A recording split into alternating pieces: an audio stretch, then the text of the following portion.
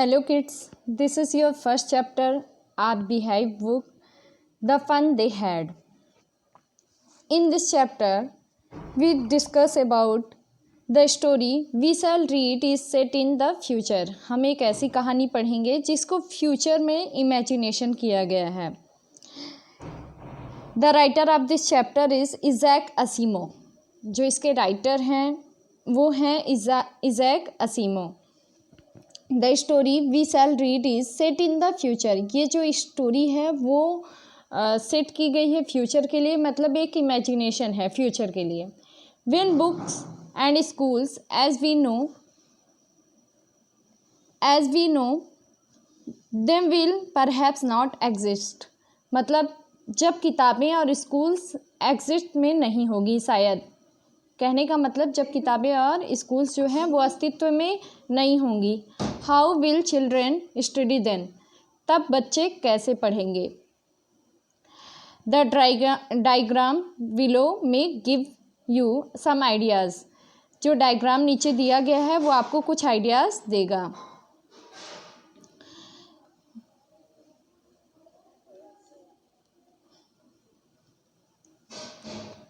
जैसे तब एजुकेशन कैसा होगा, तब पढ़ाई कंप्यूटर से होगी. ये वर्चुअल क्लासरूम होगा जिसमें एक बच्ची जो है अकेली बैठ के पढ़ रही है कुछ कंप्यूटर स्क्रीन पे. और टीचर कैसे होंगे, इस तरीके से रोबोटिक टीचर होंगे. और लिखा हुआ कैसे होगा, वो मूविंग होगा. ई टेक्स्ट, इलेक्ट्रॉनिक टेक्स्ट जो है वो मूव करता हुआ रहेगा. इस तरीके से बच्चों को एजुकेशन मिलेगा. In pairs we discuss 3 things that you like best about your school. आप जो है जोड़े में डिस्कस, ये आपके एक्टिविटी के लिए है कि आप क्लास में डिस्कस करें कि जो है 3 चीज़ें कौन सी चीज़ें हैं जो आपके स्कूल में आप पसंद करते हैं. 3 things about your school that you would like to change. और वो कौन सी 3 चीज़ है जो आप चेंज करना चाहते हैं अपने स्कूल में.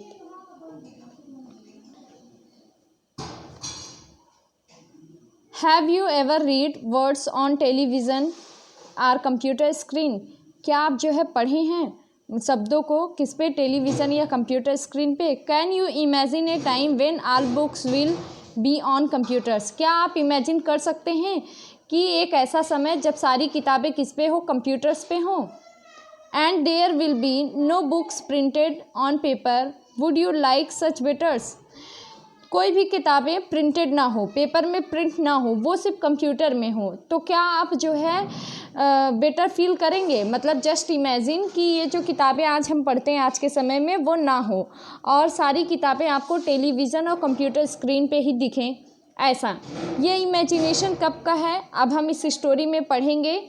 जैसे इस समय हम फील कर रहे हैं उसी तरीके से है जैसे इस समय हम ऑनलाइन हर चीज़ें पढ़ रहे हैं, लिख रहे हैं. उसका छोटा सा मतलब इस स्टोरी में जो डिस्क्राइब किया गया उसका छोटा सा ही एग्जांपल, एकदम छोटा सा रूप है. हम ऑनलाइन सारी चीज़ें कर रहे हैं, स्कूल नहीं जा पा रहे हैं. तो स्टोरी में अब हम जानेंगे इसके विषय में आगे. मार्जी even wrote about it that night in her diary. मार्जी जो है लिखी है इस कहानी के बारे में नाइट में, रात में अपनी डायरी में लिख रही है. On the page headed 17 May 2157 she wrote today Tommy found a real book.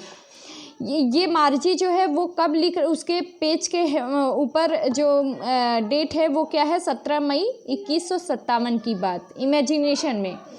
तो उसने लिखा है आज टॉमी ने रियल बुक पाया है. रियल बुक मतलब जो किताबें अभी हम पढ़ते हैं, प्रिंटेड पेपर, उसी की बात हो रही है. तो उनके लिए ये क्या है, उनके लिए ये एक आश्चर्य की बात है. It was very old book. यह बहुत ही पुरानी बुक है.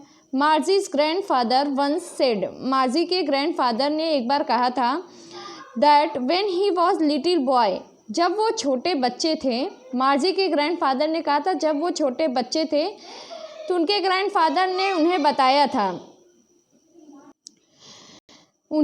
था कि there was a time when all stories were printed on book. मतलब ये मार्जी लिख रही है अपने डायरी में कि एक बार उनके ग्रैंडफादर ने बताया था कि उनके ग्रैंडफादर के ग्रैंडफादर बता रहे थे कि जो है उनके समय में सारी किताबें जो हैं वो प्रिंटेड हुआ करती थी, पेपर पे प्रिंट हुआ करती थी, जैसे आज होता है। They turn the pages which were yellow and crinkly, मतलब वो जो है पेजेस को टर्न कर लेते थे। और पेजेस कैसे होते थे? येलो, मतलब पुरानी बुक कैसे होंगी? येलो हो जाती है, पीलापन। और crinkly with many folds or lines, मतलब जिसमें कई बार मतलब सिकुड़ना, चिंगड़न जैसी चीज़ हो जाए। It was awfully funny to read words that stood still instead of moving the way they were supposed.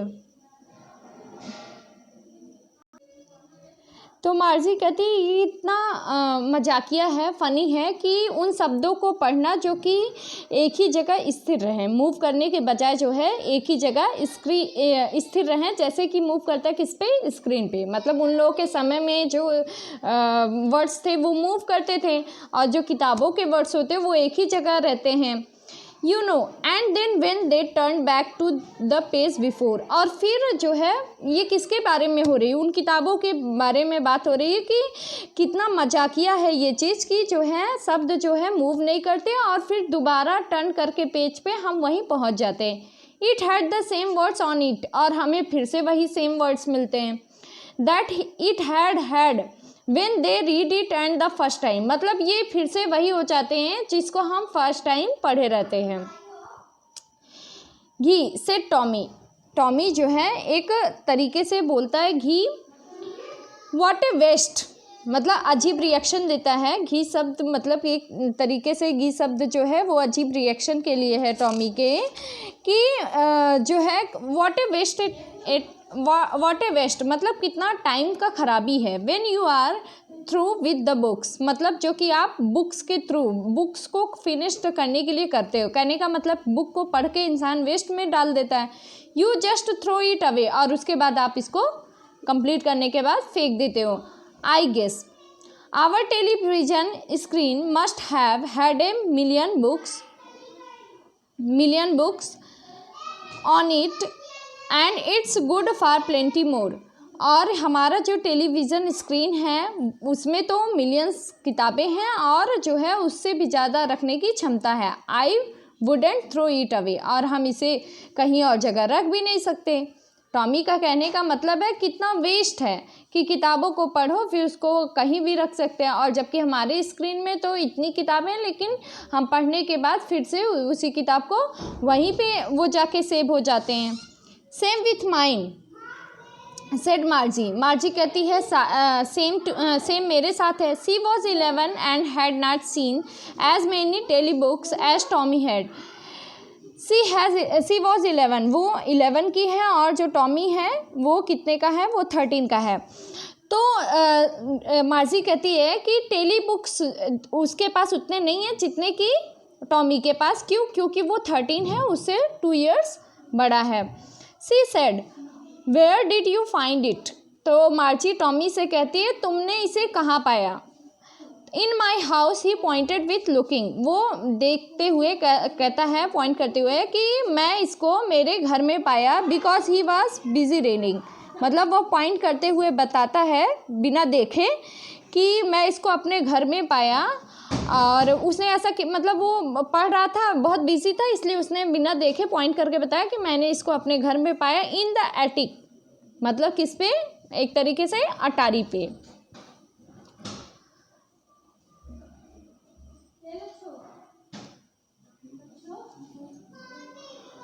What is it about, तो मार्जी पूछती है कि यह किसके बारे में, मतलब जो किताब टॉमी को मिली है वो किसके विषय में है। तो टॉमी कहता है स्कूल। Margie was scornful.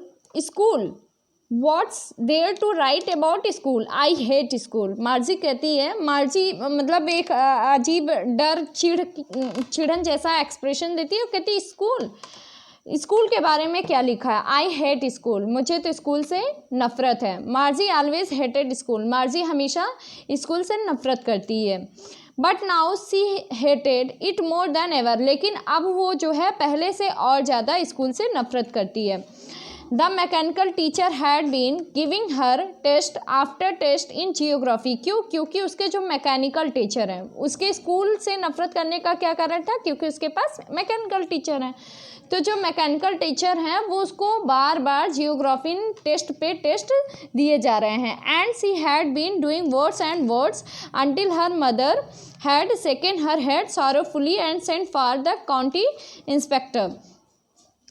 और वो इसलिए भी दुखी है क्योंकि वो जितना टेस्ट पे टेस्ट लिए जा रहे हैं वो उतने से ज़्यादा गंदे से गंदा मार्किंग मतलब नहीं कर पा रही है, अच्छा मार्क्स नहीं ला पा रही है। अंटिल और उसकी माँ जो है वो जो है अपना सारोफुली मतलब दुखपूर्ण तरीके से वो अपने हेड को हिला के किसके लिए भेजती है? काउंटी इंस्पेक्टर के लिए। अब ये काउंटी इंस्पेक्टर कौन है? He was A round little man with A red face. वो मतलब राउंड लिटिल मैन है, मतलब छोटा गोल मटोल आदमी है जिसका रेड फेस है। And a whole box of tools with dials and wires. मतलब वो क्या लिए हुए है? बॉक्स लिए जिसमें टूल्स हैं डायल्स और वायर्स के साथ। He smiled at Margie and gave her an apple. वो स्माइल करता है मार्जी के ऊपर और उसको एक एप्पल देता है। Then took the teacher apart. और उसके बाद जो टीचर मैकेनिकल टीचर उसको अलग अलग कर देता है। Margie had hoped he wouldn't know how to put it together again. मतलब उसके इतने अलग अलग पार्ट को देख के मार्जी सोचती है, मतलब उसके जो मैकेनिकल टीचर को जो ये इंस्पेक्टर बनाने आया था तो वो जो है उसके कई पार्ट कर देता है, मतलब उसके कंपोनेंट्स को अलग अलग कर देता है। तो मार्जी इतने उसके अलग अलग को देख के सोचती है कि अब तो ये इंस्पेक्टर उसको दोबारा बना नहीं पाएगा। But he knew how all right and after an hour so there it was again. लेकिन सब कुछ ठीक हो जाता है, 1 घंटे बाद वो फिर से तैयार हो जाता है। लार्ज एंड ब्लैक एंड अगली। मतलब मैकेनिकल टीचर अब और भी बड़ा और काला और भद्दा दिख रहा होता है। With a big screen on which all lessons were shown and question were asked. मतलब उसी तरीके से बिग स्क्रीन पे और प्लस सारे लेसन के साथ और क्वेश्चंस जो कि पूछे जा रहे होते हैं। That wasn't so bad. तो वो सोचती कितना गंदा हुआ। The part मार्जी